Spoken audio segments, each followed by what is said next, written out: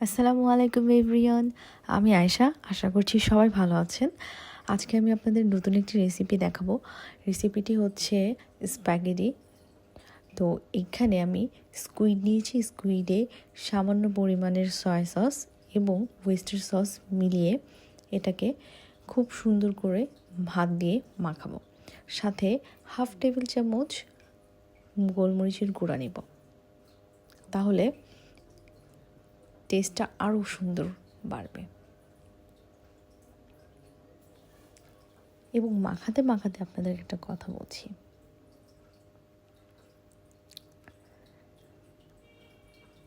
একটা জিনিস সবসময় জীবনে মনে রাখবেন, life is not bed of roses. জীবন কখনোই সুখময় নয়। আপনার এখানে সুখ আসবে, দুঃখ আসবে, দুটোকে মিলিয়েই জীবনে এগিয়ে যেতে হবে। তো এখন আমি আদা বাটা এবং রসুন বাটা দিয়ে দেবো, যেটা দিতে আমি ভুলে গিয়েছিলাম। এবং আবারও আদা বাটা এবং রসুন বাটা দুটো দিয়েই আমি এটাকে আরও সুন্দর করে মাখাবো। এখন দিয়ে দিচ্ছি আদা বাটাটা। এখন আবারও এটাকে সুন্দর করে রসুন বাটা এবং আদা বাটা দিয়ে মাখিয়ে নেব, যেন টেক্সচারটা খুব সুন্দর আসে। এবং যখন আমি এটাকে ফ্রাই করব তখন অ্যারোমাটা খুব সুন্দর করে ছড়িয়ে পড়ে। কারণ আমরা সবসময় জানি স্কুইড আসলে এটার নিজস্ব কোনো স্বাদ হয় না, এটাকে এক্সট্রা অর্ডিনারি করার জন্য এক্সট্রা মশলা দিয়ে সুন্দর করে মাখাতে হয়। এখন এই পর্নটাকে আমি একটু সয়া সস এবং একটু গোলমরিচের গুঁড়া দিয়ে এটাকে সুন্দর করে মাখিয়ে হাফ অ্যান আওয়ার কি 1 আওয়ারের মতো রেখে দেব। এটাকেও এখন সুন্দর করে মাখাবো। মাখিয়ে এখন আমি চলে যাব নেক্সট পার্টে। নেক্সট পার্ট এটা অবশ্য আমার হাজব্যান্ড আমাকে হেল্প করছিল। এটা পেঁয়াজ কলি। এই পেঁয়াজ কলিটা দেখবেন যে কোনো স্প্যাগেটি, নুডলস বা যে কোনো সবজিতে দিলেই খুব ভালো লাগে। এখন একটু ক্যারটস কেটে নিচ্ছি, মানে আমার হাজব্যান্ড কেটে দিচ্ছে আমাকে। এই দুটো জিনিস আমার হাজব্যান্ড আমাকে কেটে দিয়েছে। তো এখন পানি বসিয়ে দিলাম স্প্যাগেটিটা সুন্দর করে সিদ্ধ করার জন্য। এতে আবার লবণ দিয়ে দিয়েছি পরিমাণ মতো। পানিটা যখন গরম হয়ে যাবে তখন এই স্প্যাগেটিগুলো, আমি 2 প্যাকেট নিয়েছিলাম, এই 2 প্যাকেটকে আমি সুন্দর করে 2 ভাগে ভেঙে তারপর সুন্দর করে একটা ইয়েতে রেখে সুন্দর করে পানি ফোটার পর ঢেলে দেব। তো আমার আর একটু রয়ে গিয়েছিল, ওগুলো আমি হাত দিয়ে আবার ভেঙে দিচ্ছি। পানিটা যখন ফুটে আসবে তখনই কিন্তু স্প্যাগেটিটা দিতে হবে। তারপর চলে যাচ্ছি তেলে রসুন বাটা দিয়ে সুন্দর করে নাড়া দিয়ে এখানে একটু বাটার দিয়ে দিচ্ছি ফ্লেভারের জন্য, অ্যারোমার জন্য। তো এটা দিয়ে সুন্দর করে নেড়ে আমি এখনই দিয়ে দিব আমি যে পর্ন রেখে দিয়েছিলাম সেটা।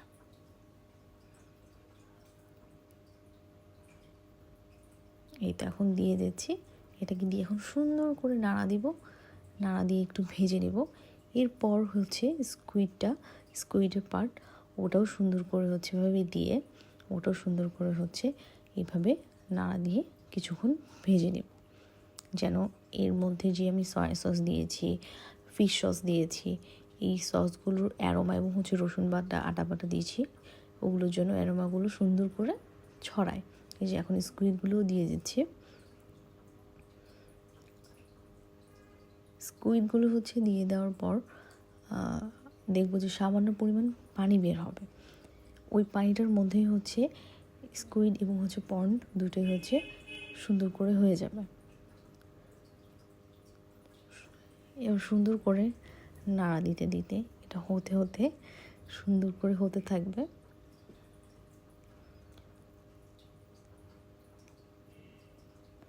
তারপরের পার্ট এখানে আমি যে ক্যারটস এবং পেঁয়াজগুলি কেটে রেখেছিলাম ওই 2টা দিয়ে দেব, কারণ ওই দুটো সিদ্ধ হতে সময় লাগবে। এবং ওই দুটোর জন্য একসাথে সিদ্ধ হয়ে যায়, এই জন্য আমি একসাথেই দুটো দিয়ে দিলাম। এবার আবারও হচ্ছে সুন্দর করে এখন নেড়ে দিব। এই যে এখন নেড়ে দিচ্ছি। সরি, আমার আসলে ঠান্ডা লেগেছে, যার কারণে আমার ভয়েসটা একটু অন্যরকম শোনা যাচ্ছে। তো এখন চুলার আঁচটা আমি মিডিয়াম করে দিয়েছি, যেন সুন্দর করে ভালো করে সফট, একদম সফটভাবে হয়। আমি এর মধ্যে হচ্ছে 1 প্যাকেট, আমার কাছে টমেটো সসের বোতল ছিল না, যার কারণে শেষ হয়ে গিয়েছিল, যার কারণে হচ্ছে আমি প্যাকেট টমেটো সস দিয়েছি একটা। আপনারা চাইলে 2-3টাও অ্যাপ্লাই করতে পারেন। আমার কাছে আসলে ছিল না, 1 পিসই ছিল, যার কারণে একটা দিয়েই হচ্ছে আমি আজকে কাজ চালিয়ে দিয়েছি।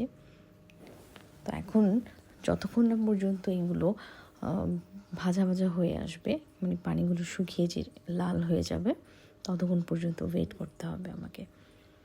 তারপর যখন দেখব যে এরকম লাল হয়ে আসছে, তারপর মনে করতে হবে যে আরও 5 মিনিট রাখতে হবে। যখন তেলগুলো উপরে চলে আসবে, মশলাগুলো সুন্দর করে কষানো হয়ে গিয়েছে এবং তেলগুলো উপরে চলে আসবে, তখন আমি স্প্যাগেটিগুলো হচ্ছে সুন্দর করে দিয়ে দেব। এই যে এখন তেলগুলো উপরে উঠে চলে আসছে।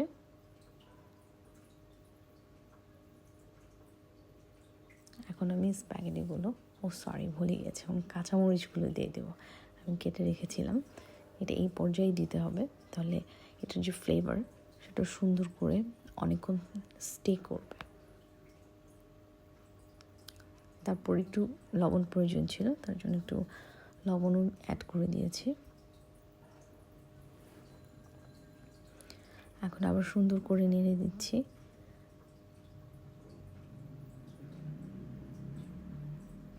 এখন আমি স্প্যাগেটিগুলো, যেগুলো সিদ্ধ করে রেখেছিলাম লবণ দিয়ে এবং হচ্ছে হালকা তেল দিয়ে, ওই স্প্যাগেটিগুলো এখন সম্পূর্ণ ঢেলে দিব।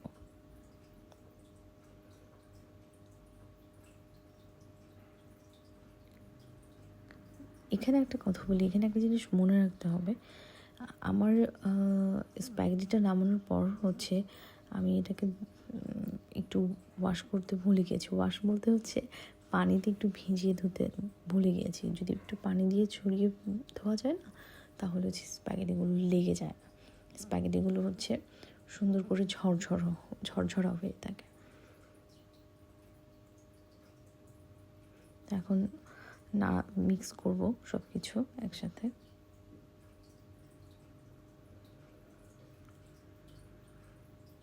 এটা আমার কাছে বেশ কষ্টের কাজ লাগে, কারণ হচ্ছে অনেকগুলো জিনিস একসাথে মিক্স করাটা আসলে অনেক বেশি টাফ, হাত ব্যথা হয়ে যায়। তারপরে বেশ ভালো করেই কাজটা আমি করে ফেলেছি। এর মাঝে মধ্যে অফ ক্যামেরাতে আমার হাজব্যান্ড আমাকে হেল্প করেছিল নাড়া দেওয়াতে। তো এই তো হয়ে গেল। এটা সম্পূর্ণ আমার হাজব্যান্ডের রেসিপি ছিল। এখানে আমি একটু টেস্টিং সল্ট অ্যাড করব। আপনারা চাইলে দিতেও পারেন, নাও দিতে পারেন, এটা টেস্টের উপর ভ্যারি করে।